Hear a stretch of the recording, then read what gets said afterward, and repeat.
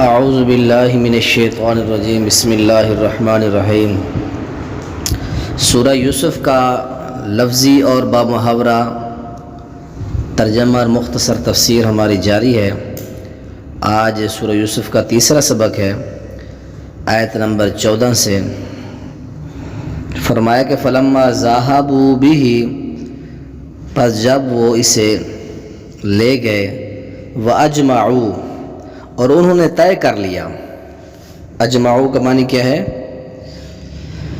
جس کا معنی ہوتا ہے کسی کام کا پختہ ارادہ کر لینا۔ انہوں نے پختہ ارادہ تو پہلے کر لیا تھا کہ ہم نے نعوذ باللہ اپنے بھائی کو قتل کر رہے ہیں، انہوں نے یہ طے کر لیا۔ اجمعوہ، کہ وہ اس کو ڈالیں گے فی غیابت الجب۔ غیابت الجب کا کیا معنی ہے؟ فی غیابت الجب، اندھے کنویں کی گہرائی میں، ہم اس کو پھینکیں گے کسی اندھے کنویں کی گہرائی میں۔ وَأَوْحَيْنَا، اور ہم نے وحی کی اس کی طرف، کس کی طرف؟ حضرت یوسف علیہ السلام کی طرف۔ لَتُنَبِّئَنَّهُمْ، کہ ضرور بضرور ہم ان کو خبر دیں گے، بِأَمْرِهِمْ، ان کے کام کی، ہم ضرور بضرور ان کو خبر دیں گے ان کے کام کی۔ کن کے کام کی؟ بھائیوں کے کام کی۔ آج جو کر رہے ہیں نا، کنویں میں ڈال رہے ہیں، پھر اسی کی خبر بھی دیں گے ان کو۔ یہ تو سمجھ رہے ہیں نا بھی ہم نے جو کچھ کر لیا، ہم نے جو مار لیا، توڑ لیا، کاٹ لیا، وہ ختم۔ اس کے بعد بھی کچھ ہوتا ہے، اللہ کی ذات بیٹھی ہے اوپر، سب کو دیکھ رہی ہے وہ بھی کون کیا کر رہا ہے۔ اچھا جی، اور ہم نے وحی کی اس کی طرف، لَتُنَبِّئَنَّهُمْ، کہ ہم ضرور خبر دیں گے ان کو ان کے کام کی۔ وَهُمْ لَا يَشْعُرُونَ، اور اس حال میں کہ وہ سوچتے نہ ہوں گے۔ ان کے وہم و گمان میں بھی نہیں تھا کہ ایک دن آئے گا ہمارے اس کرتوتوں کا اور ہمارے ان معاملات کا ہمارے بھائی کو اور ہمارے ابو کو بھی پتہ چلے گا۔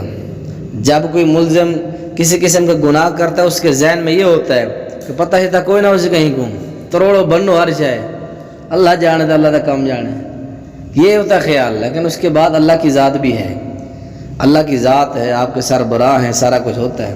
تو اس لیے ہر جرم اور گناہ کرنے سے پہلے انسان کو سوچنا چاہیے کہ اس کا نتیجہ کل میرے سامنے آئے گا۔ آج تو کوئی نہیں دیکھ رہا نا، اکیلے میں سب کچھ کر رہا ہوں، لیکن کل سارا کچھ کھلنا ہے، میرے سامنے آنا ہے۔ وَجَاءُوا أَبَاهُمْ عِشَاءً يَبْكُونَ، اور وہ آئے اباہم، اپنے باپ کے پاس، اندھیرا پڑھتے، اندھیرا پڑھتے ہو اپنے باپ کے پاس ہے۔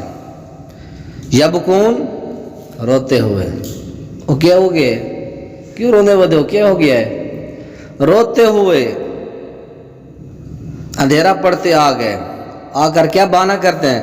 یا قالوا یا ابانا انا ذهبنا نستبق وترکنا یوسف، انہوں نے کہا اے ہمارے ابا جان، انا بے شک ہم، ذهبنا نستبق، ہم دوڑ میں ایک دوسرے سے آگے نکل گئے۔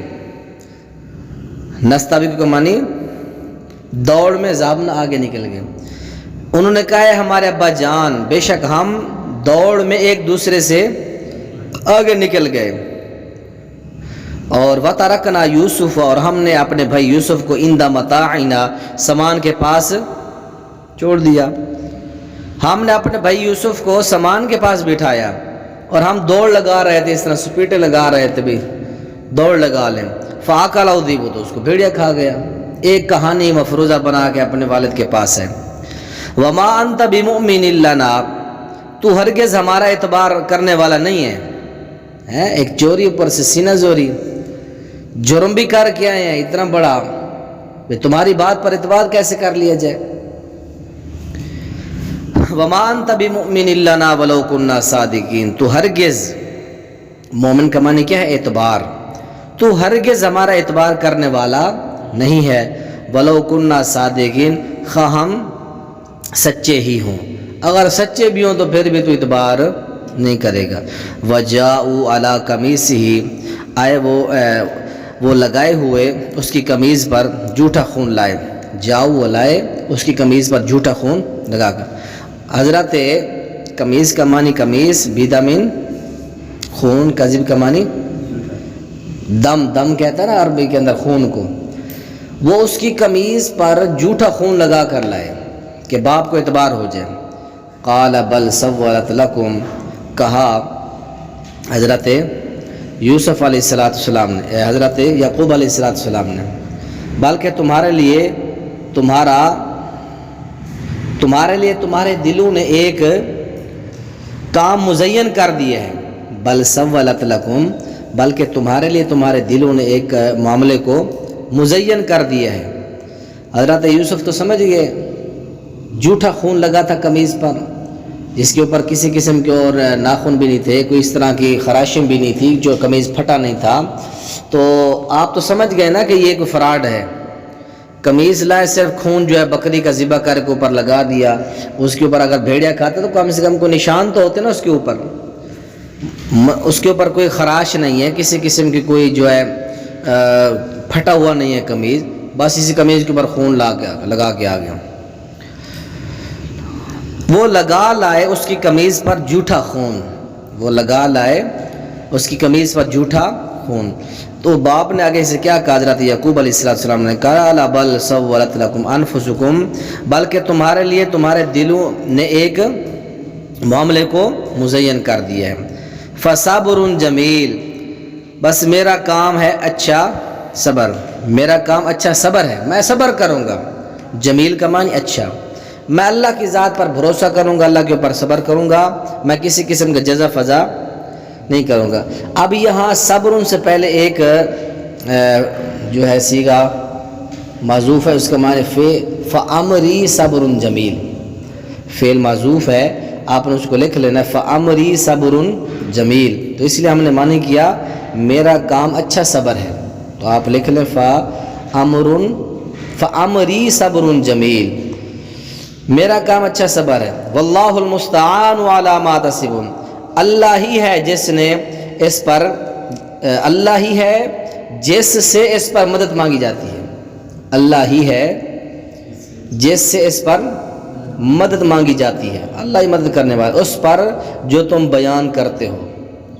اللہ ہی ہے جس سے اس پر مدد مانگی جاتی ہے جو تم بیان کرتے ہو. اللہ سے مدد مانگتے ہیں اور کیا کہہ سکتے ہیں، تمہیں بڑے بیٹے ہو، تمہارے ساتھ کیا جھگڑا کر سکتے ہیں. اللہ کو تو پتہ تھا، اللہ نے پیارے پیغمبر حضرت یوسف علیہ السلام کو نبی رسول بنانا تھا، اور والد کو بھی یقین تھا. اور پیچھے کیا آیا کہ تنبئہم، ہم نے اس کی طرف وحی کی، ہم ان کو ضرور خبر دیں گے ان کے معاملے کی، حالانکہ وہ نہیں جانتے. یہ امتحان کا سلسلہ تھا یہ سارا.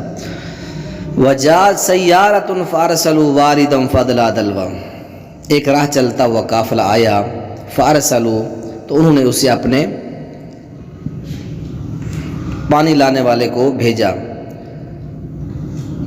ارسل، انہوں نے بھیجا، واردم، اپنے پانی لانے والے کو، فادلا دلوا، اس نے اپنا ڈول ڈالا، اس نے اپنا ڈول لٹکایا.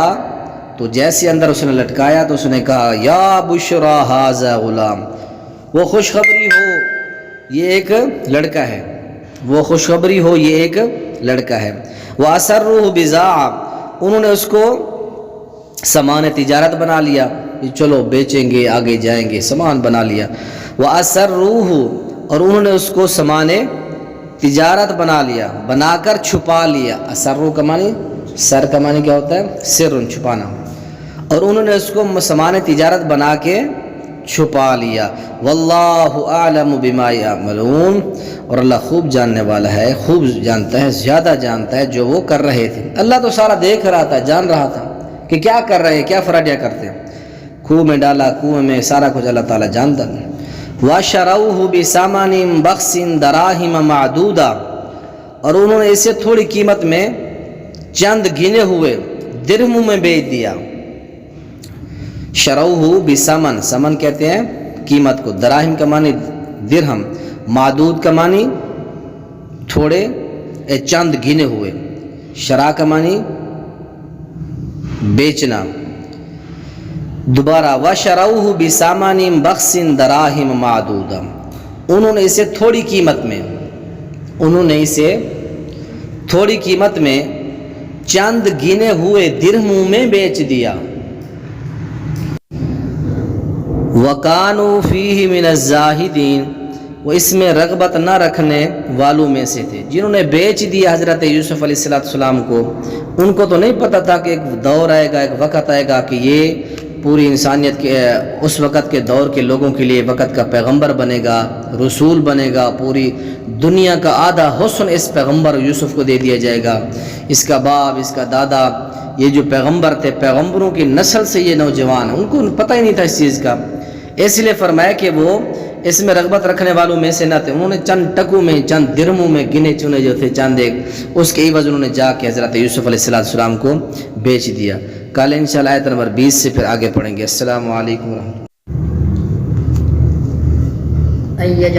اس کا لفظی معنی یجعلوا کا لفظی معنی تو ہے کہ کسی کام کا پختہ ارادہ کرنا. آپ نے یہ لکھنا ہے انہوں نے طے کر لیا. اجمعوا کا لفظی معنی انہوں نے طے کر لیا. ان یجعلوہ، یہ کہ وہ اس کو ڈالیں گے، یہ کہ وہ اسے ڈالیں گے. فی غیابت الجب، کسی اندھے کنویں کی گہرائی میں، کسی اندھے کنویں کی گہرائی میں. جی